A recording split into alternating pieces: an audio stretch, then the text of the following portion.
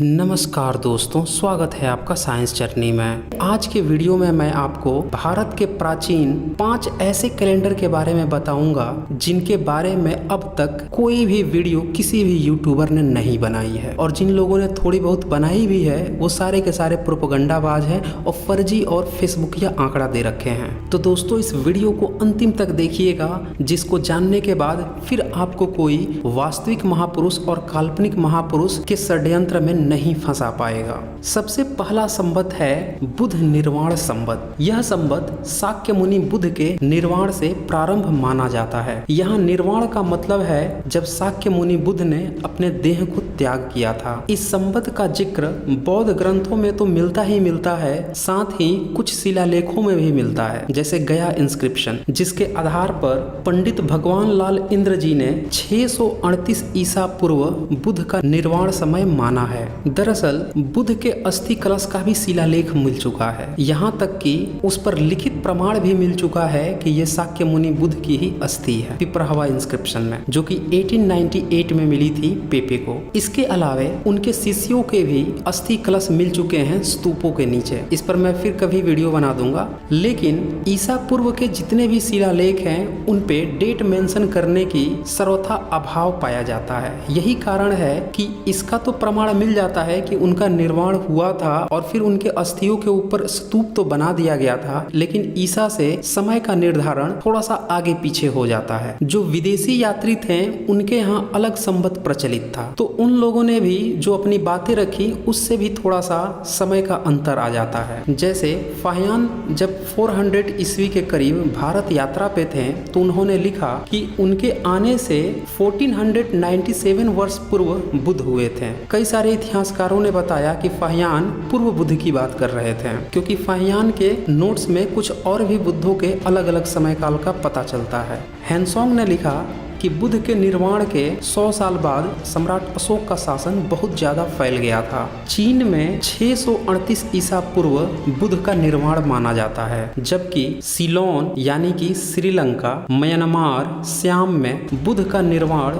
544 BC यानी ईसा पूर्व माना जाता है। जो ब्रिटिश इतिहासकार हैं उन्होंने अपने विभिन्न अध्ययनों से यह साबित करने की कोशिश की कि नहीं, बुद्ध का निर्वाण 487 बीसी यानी ईसा से 487 वर्ष पूर्व हुआ था, और आजकल यही प्रचलन में भी है। लेकिन ज्यादातर इतिहासकार उससे भी पहले इसे मानते हैं। गया इंस्क्रिप्शन के अनुसार बुद्ध का निर्वाण 638 ईसा पूर्व अभी भी बहुत सारे देशों में प्रचलित है, और यही कारण है कि बुद्ध का निर्वाण संबत सबसे पुराना माना गया है। और इसके बाद दूसरा सबसे पुराना संबत माना गया है वीर निर्वाण संबत। यह संबत जैन मार्ग के अंतिम तीर्थकर, जिन्हें वीर, वर्धमान और कहीं कहीं निगंठनाथ पूत भी कहा गया है, इनके निर्वाण से शुरू हुआ यह संबत वीर संबत कहा जाता है। जैन ग्रंथों में इसके प्रमाण कई जगहों पे मिलते हैं। श्वेतांबर मेरुतुंग सूरी ने अपने विचार श्रेणी नामक पुस्तक में वीर निर्वाण संबत को 527 ईसा पूर्व माना है। श्वेतांबर अम्बदेव उपाध्याय के शिष्य नेमि चंद्राचार्य रचित महावीर चर्यंग नामक प्राकृत काव्य में भी इसे 527 ईसा पूर्व बताया गया है। ये तो था श्वेतांबर मत। जैनों का जो दूसरा मत है दिगंबर, उनमें भी कुछ जगहों पर बहुत बड़े बड़े आंकड़े दिए गए हैं और कुछ जगहों पर इतना ही समय काल बताया गया है। दिगंबर संप्रदाय के नेमिचंद रचित त्रिलोकसार नामक पुस्तक में भी इसकी तुलना शक राजाओं के संबत से करके 527 ईसा पूर्व बताया गया है। लेकिन इसी त्रिलोकसार के जो टीकाकार हैं यानी कि अनुवादक, वो थे माधव चंद्र। उन्होंने भूलवश या हो सकता है षड्यंत्र के कारण उसे शक संबत से न तुलना करके विक्रम संबत से तुलना करते हुए 740 ईसा पूर्व लेकर चले गए, जिससे बहुत बड़ा कंफ्यूजन पैदा हो गया। और इस फेक न्यूज का नतीजा यह है कि बहुत सारे लोग यह कहने लगे कि महावीर बुद्ध से भी पहले थे, लेकिन आज की डेट में यह पूरी तरह से फेक साबित हो चुका है। इसके अलावा भी बहुत सारे जैन लेखक हैं जिन्होंने वीर संबत को ईसा से 383 वर्ष पूर्व भी माना है। कुछ ने ये आंकड़े बहुत लंबे चौड़े करके दिखाए हैं, जिस कारण से किसी ने इसे 9795 25 वर्ष ईसा पूर्व बता दिया तो किसी ने 14,793 वर्ष ईसा पूर्व बता दिया। हालांकि इन दावों को इतिहासकारों ने नकार दिया है। दरअसल ये प्रॉब्लम इसलिए आती है कि महापुरुषों के सबूत तो मिल जाते हैं, लेकिन उन शिलालेखों पर संवतों की डेट न लिखे होने के कारण, वेरिफिकेशन पूर्णतः न होने के कारण डेट में एग्जैक्टनेस की बजाय रेंज आ जाती है। इसके बाद से तीसरा सबसे पुराना जो संवत मिला है वो है मौर्य काल का। दरअसल एक बहुत ही दुर्लभ शिलालेख मिला है उड़ीसा के कटक के नजदीक उदयगिरी में, जिसे कि हाथी गुफा जैन राजा खारवेल, जिसे कि महामेघवाहन भी कहा जाता था, उन्होंने अभिलेख लिखवाया और उसमें उनने वर्णन किया कि मौर्य काल 165 का ये अभिलेख लिखा जा रहा है। यानी कि जब मौर्य काल बीत चुका था उसके 165 ईयर्स बाद जैन सम्राट ने यह बात लिखवाई। तो इसीलिए इस संवत को मौर्य संवत कहा जाता है, क्योंकि मौर्य संवत से इसकी शुरुआत मानी जाती है। यानी ईसा पूर्व 321 BC से इस मौर्य संवत की उत्पत्ति मानी जाती है।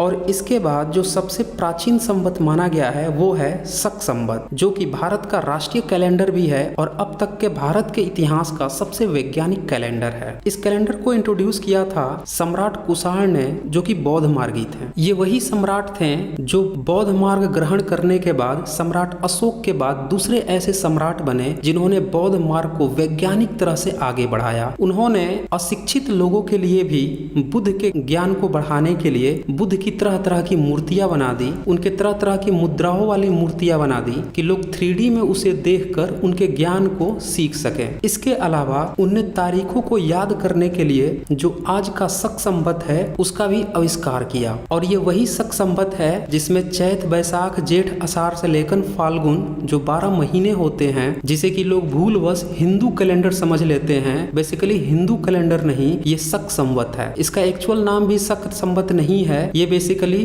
बौद्ध संवत था। बाद में जैन लेखकों ने इस संवत के साथ शक शब्द जोड़ दिया और तब से ये शक संवत कहा जाने लगा 3री सदी बाद। इस शक संवत का प्रयोग ज्योतिष भी करते हैं। आज भी जो लोग कुंडली बनाते हैं आप देखोगे कि संवत में शक लिखा हुआ होगा। तो जैसा कि हम जानते हैं कि ये बौद्ध सम्राट के द्वारा इजाद कराया गया था, तो बाद में जब बौद्धों को संहार किया गया, उन्हें खत्म किया गया, तो इस संवत का भी ब्राह्मणीकरण करके इसे कब्जाने की कोशिश की गई। कुछ लोगों ने इसका नाम बिगाड़ने की कोशिश की और किसी दूसरे के साथ इसको जोड़ने का प्रयास किया। इसी कड़ी में जो दक्षिण भारत के ब्राह्मण थे उन्होंने शालिवाहन नाम इसके साथ जोड़ना शुरू कर दिया। बेसिकली सातवाहन नाम होता है, इन्होंने संस्कृत में उसे शालिवाहन लिखना शुरू कर दिया। और इसका पहली बार शिकार हुए थे जो यादव वंश के राजा थे हरिहर बुक्का, साउथ में 13वीं सदी में। उनके दान पत्र पर ब्राह्मणों ने लिखवाया शक संवत 1276 यानी कि 1354 ईस्वी, और उसके पीछे सातवाहन नाम भी लिखवा लिया। इसके बाद से इस संवत को लोग सातवाहनों का संवत समझने लगे और जो दक्षिण भारत के ब्राह्मण थे उन्होंने इसे संस्कृत में शालिवाहन शक कहना शुरू कर दिया और इस पे कई सारी किताबें लिख दी। नृप शालिवाहन शक,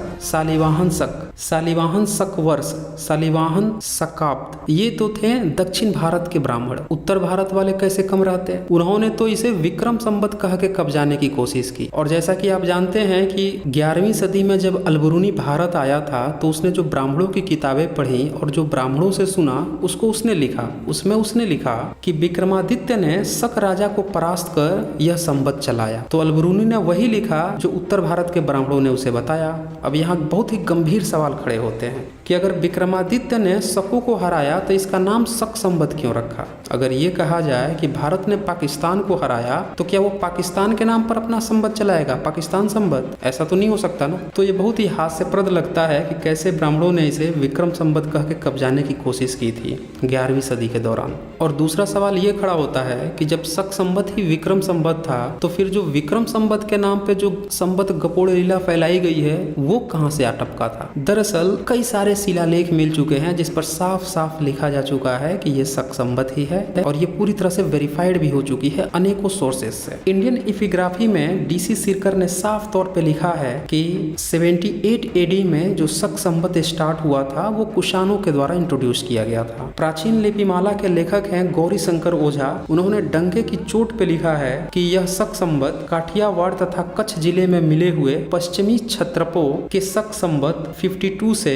143 तक के शिलालेखों में तथा उनके सिक्कों में जो कि शक संवत 100 यानी 178 ईस्वी से लगाकर 388 ईस्वी के कुछ पीछे तक शक संवत के सबूत मिल जाते हैं। खास बात यह है कि कुषाणों के शिलालेख में कहीं भी इसे शक संवत नहीं कहा गया है, बल्कि जैनियों ने इसे शक संवत कहा था 3री सदी में, और फिर बराहमीर के नाम पर जो किताबें लिखी गई उसके बाद से इसे शक संवत कहा जाने लगा। दरअसल हुआ ये था कि बौद्ध सम्राटों ने इसे लिखाया था, इसीलिए इसका नाम बदल बदल के अलग थलग करने की कोशिश की गई। कुछ ब्राह्मणों ने तो इसके नाम बदलने के साथ खिलवाड़ तक कर दिया। पहले तो शालिवाहन का नाम जोड़ा ही जोड़ा और साथ में शालिवाहन की हिस्ट्री क्या लिख दी कि प्रतिष्ठानपुर पैंथड़ में रहने वाले एक विदेशी ब्राह्मण की विधवा बहन से सातवाहन यानी कि शालिवाहन नामक पुत्र पैदा हुआ। उसने उज्जैन के राजा विक्रम को परास्त किया, जिसके पीछे उसने प्रतिष्ठानपुर का राजा बनकर तापी नदी का देश अपने अधीन किया और वहां पर अपना संवत प्रचलित किया। तो देखिए यहाँ से साफ साफ दो बातें पता चल रही है। पहली बात ये बता रहा है कि शालिवाहन ने विक्रम को परास्त किया, और जबकि उत्तर भारत में आपने देखा कि इन्होंने शक संवत को ही विक्रम संवत बनाने की कोशिश की। यानी इस संवत में उत्तर भारत के ब्राह्मण और दक्षिण भारत के ब्राह्मण आपस में लड़ रहे थे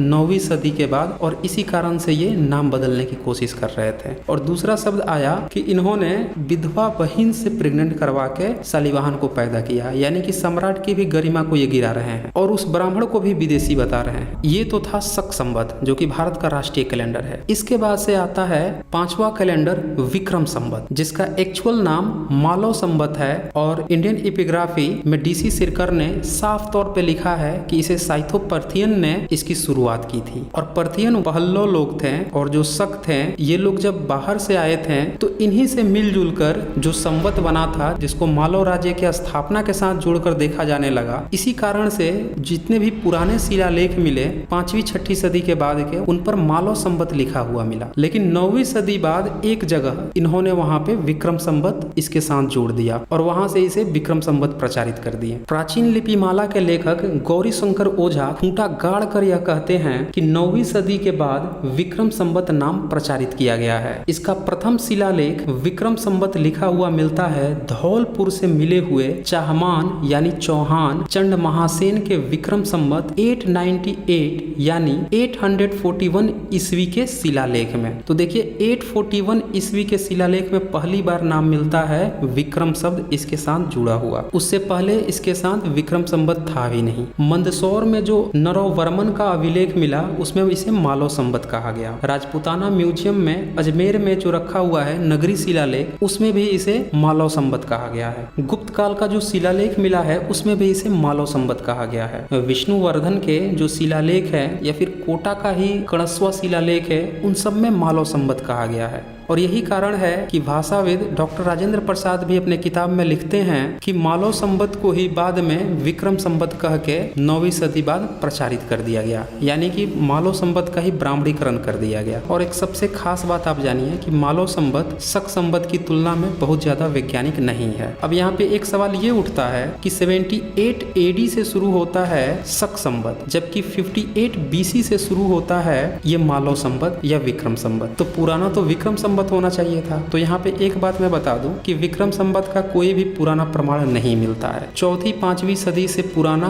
कोई प्रमाण नहीं मिलता है, जबकि शक संवत का प्रमाण इसके शुरुआती दौर में ही मिल जाता है। दूसरी बात कि इसके साथ विक्रम लिखा हुआ भी 9वीं सदी के बाद मिलता है, और इसमें भी वही चैत बैसाख जेठ आषाढ़ जो महीने इस्तेमाल किए गए हैं शक संवत, उसकी ही कॉपी की गई है। लेकिन कुछ और भी अशुद्धियां हैं, इसी कारण से शक संवत इस विक्रम संवत की तुलना में ज्यादा वैज्ञानिक माना जाता है, और इसीलिए शक संवत को ही भारत का राष्ट्रीय कैलेंडर माना गया है। तो इस तरह से आपने देखा कि जो भारत के शिलालेखों पर जो सबसे प्रामाणिक कैलेंडर हैं वो ईसा के बाद के हैं, और सबसे ज्यादा वैज्ञानिक तो शक संवत है जो ज्यादातर शिलालेखों में पाया गया। तो ये कैलेंडर की शुरुआत अगर हम ये भी मान लें कि ईसा के करीब से हुए हैं, तो इसमें जो वास्तविक महापुरुष होंगे वो इस कैलेंडर के इर्द गिर्द में हो सकते हैं। 400 साल 500 साल साल 600 साल के अंतर तक चल सकता है। लेकिन कोई ये कहे कि इनसे लाखों लाखों साल पुराने महापुरुषों का जन्मदिन पता चल रहा है तो ये पूरी तरह से गपोड़बाजी है, पूरी तरह से फेक न्यूज है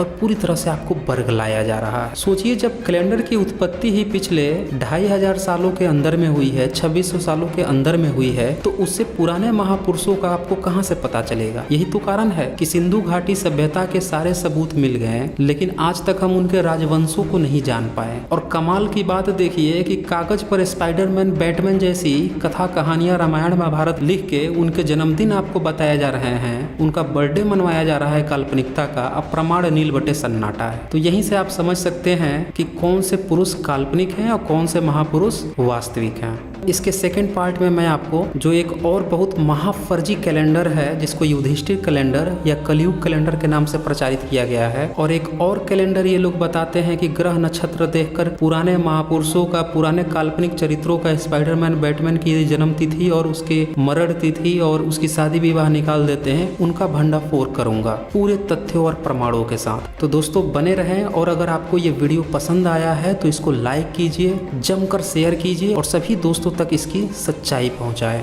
तो आज बस इतना ही। धन्यवाद।